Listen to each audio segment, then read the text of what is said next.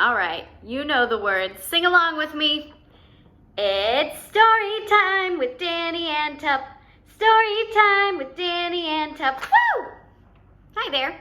My name is Danni, and I'm a teacher at Quantum Leap Academy in Chicago, Illinois. And this little baby is Tupperware the dog. So today we are going to be reading a story. I just got it in the mail. I'm really excited. This is called The Butter Battle Book by Dr. Seuss. I love this story, and so does my friend JB, so this story is for you. All right, are we ready? On the last day of summer, 10 hours before fall, my grandfather took me out to the wall. For a while he stood silent, then finally he said, with a very sad shake of his very old head, "As you know, on this side of the wall, we are the Yooks.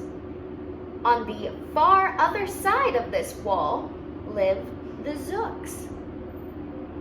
Then my grandfather said, "It's high time that you knew of the terribly horrible thing that Zooks do. In every Zook house and in every Zook town, every Zook eats his bread with the butter side down." Do you see the pictures?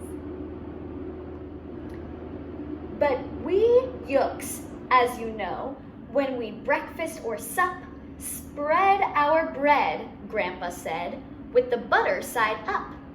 "That's the right honest way," Grandpa gritted his teeth. "So you can't trust a Zook who spreads bread underneath. Every Zook must be watched.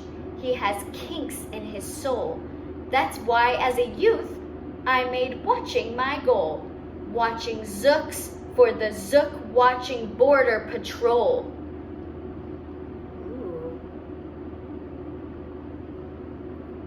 Yooks are not Zooks. Keep your butter side up. What a silly thing to disagree on.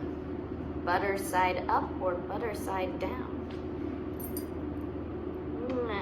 Let's hear some more. In those days, of course, the wall wasn't so high, and I could look any Zook square in the eye. If he dared to come close, I could give him a twitch with my tongue-tufted, prickly snickberry switch.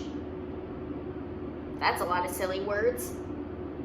I think he's saying that he could give him a nasty look and threaten him with his switch, which is a twig.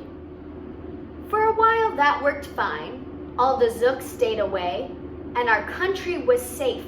Then, one terrible day, a very rude Zook by the name of Van Itch snuck up and slingshotted my snickberry switch. Uh-oh. Looks like an argument is about to start.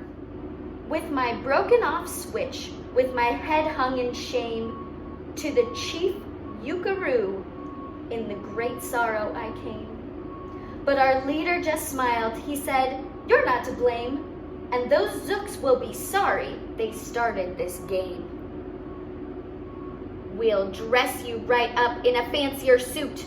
We'll give you a fancier slingshot to shoot." And he ordered the boys in the back room to figure how to build me some sort of triple sling jigger.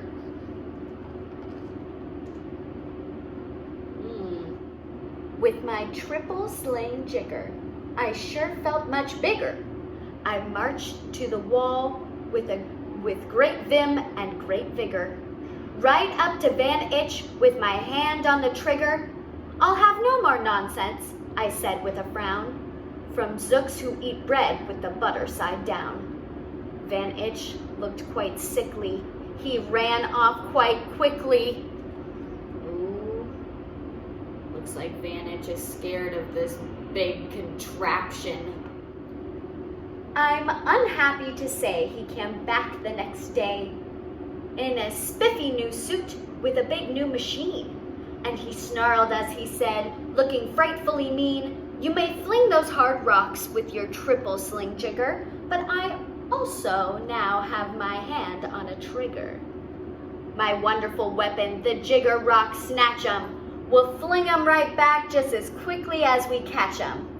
We'll have no more nonsense, we'll take no more gup from you yooks who eat bread with the butter side up. You see here, Mr. Van Itch made an even bigger weapon. Ooh. I have failed, sir, I sobbed as I made my report to the chief Ugaroo in the headquarters fort. He just laughed. You've done nothing at all of the sort. Our slingshots have failed. That was old-fashioned stuff. Slingshots, dear boy, are not modern enough. We need some newfangled kind of a gun. My boys in the back room have already begun to think up a walloping wing-zinger one. My bright boys are thinking they're on the right track. They'll think one up quick and we'll send you right back. Oh, looks like they're thinking of an even bigger weapon. I'm getting worried. I hope no one gets hurt, Tup. They thought up a great one, they certainly did. They thought up a gun called the Kickapoo Kid, which they loaded with powerful poo-a-doo powder and ants' eggs and bees' legs and dry fried clam chowder. And they carefully trained a real smart dog named Daniel to serve as our country's first gun-taughting spaniel. Then Daniel, the Kickapoo Spaniel, and I marched back towards the wall with our heads held up high while everyone cheered and their cheers filled the sky. Fight, fight for the butter side up, do or die. Oh, there he is. The spaniel is the dog and he's carrying a big weapon. Tup, would you ever carry a big weapon? I don't think so. You're too small.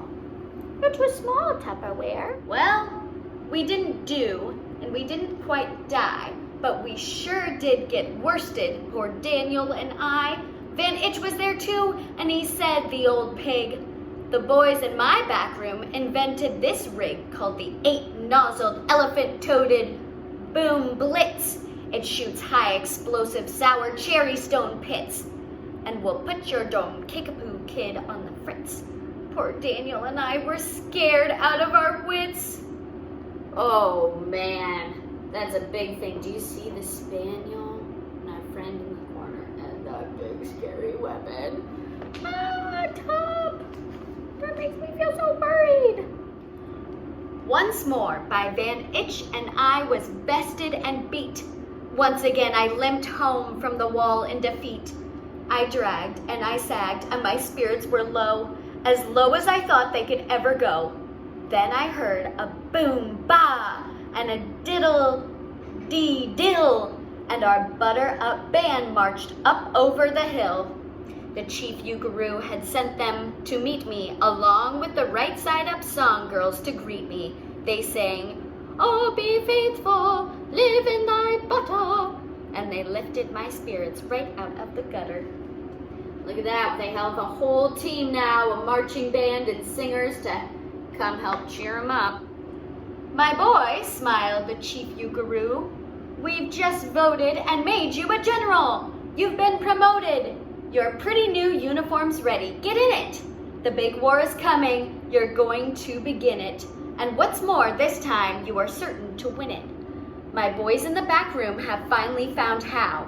Just wait till you see what they've puttered up now.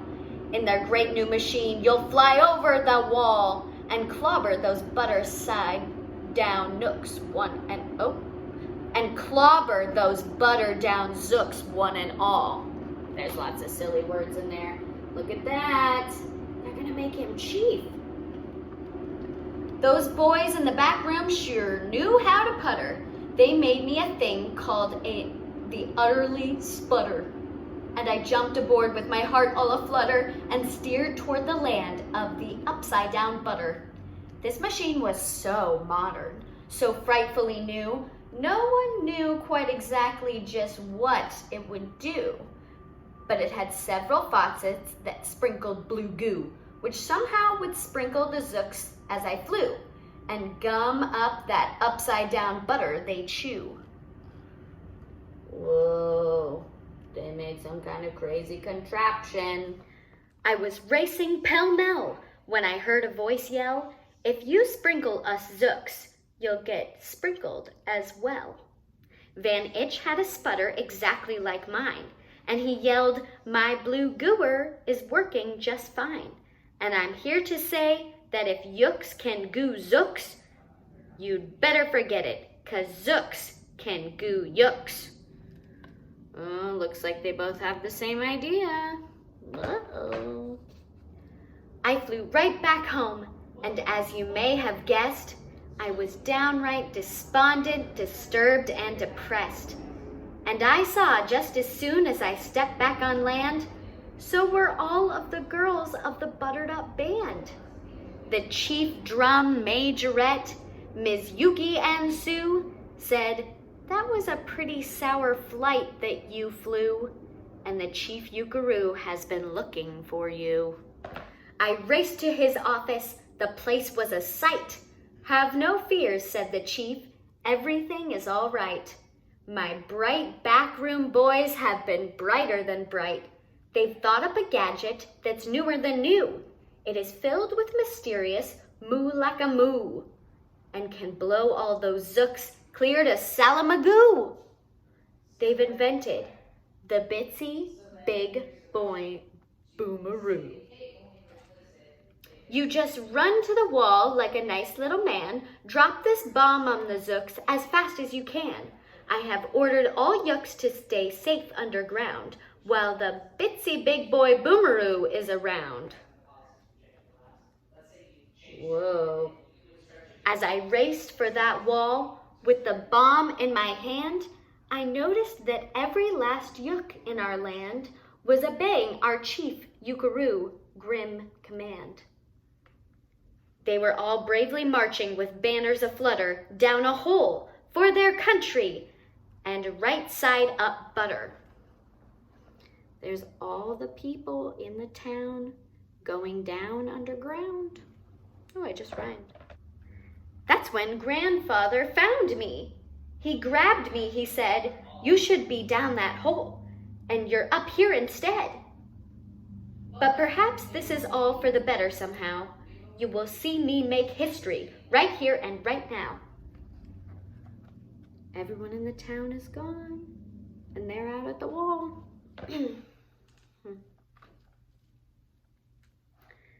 Grandpa leapt up that wall with a loopulous leap, and he cleared his hoarse throat with a bopulous beep. He screamed, "Here's the end of that terrible town full of Zooks who eat bread with the butter side down." And at that very instant, we heard a clup-clup of feet on the wall, and old Van Itch clumped up. The boys in his back room had made him one too. In his fist was another Big Boy Boomeroo. "I'll blow you," he yelled, "into pork and wee beans. I'll butter side up you to small smithereens."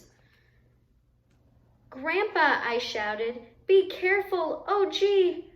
"Who's gonna drop it? Will you or will he?" "Be patient," said Grandpa. "We'll see, we will see." They're both still standing there. That's the end of the story. What do you think happened? Do you think either of them dropped the Big Boy Boomeroo? I don't know. Maybe they worked it out. Or maybe they're still standing on this wall to this day. Well, that's all the time we have today. Sing it with me. That was story time with Danni and Tup. Story time with Danni and Tup.